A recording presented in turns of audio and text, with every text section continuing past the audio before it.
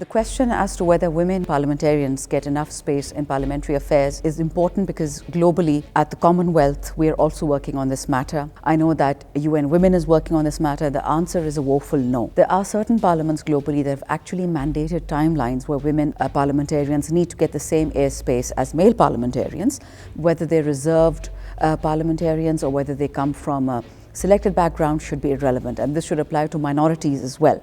However, I find that perhaps may not be enough. We've seen with previous experiments that while it's important to have a basic number of women parliamentarians in parliament to represent 50% of the country, which is Pakistan, and as well as Afghanistan, just bringing in people may be enough for acceptability.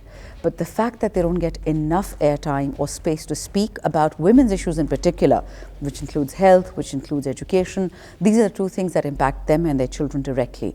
So the answer would be that no, they do not get enough time, and parliaments have to ensure they have to give mandatory timelines to follow and set a new precedent.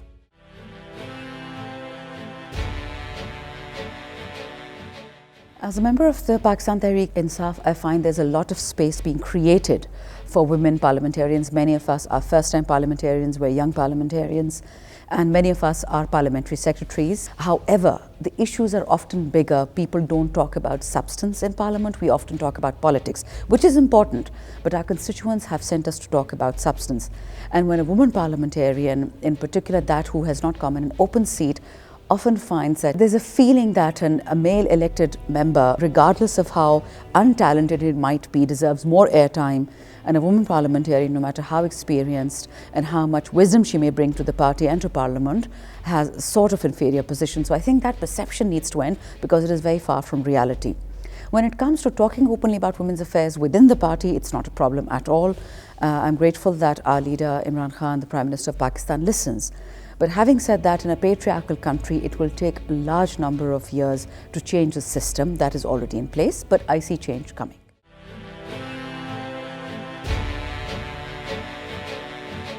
I regretfully, after 2.5 years in Parliament, believe that women's issues do not get enough time in Parliament, but I think there's a problem with the perception as well. There's no such thing as a woman's issue. It's a national issue. 50% of your population are women, therefore everything women face are national issues, and we somehow relegate women's issues, women parliamentarians' issues to a human rights, social work back burner. That is incorrect. Women's issues hit squarely everything that impacts the economy. We are one of the few countries in this part of the world that we do not have gender-sensitive budgets. We do not have gender-sensitive planning. Even in the PC1, PC2, you have planning and development. We don't have gender-sensitive impact. Commerce Ministry at some point was trying to ensure women impacting projects, increasing employment, increasing entrepreneurship. But this is the secret of all developed countries. When women are treated as equal issues, you no longer have a development problem.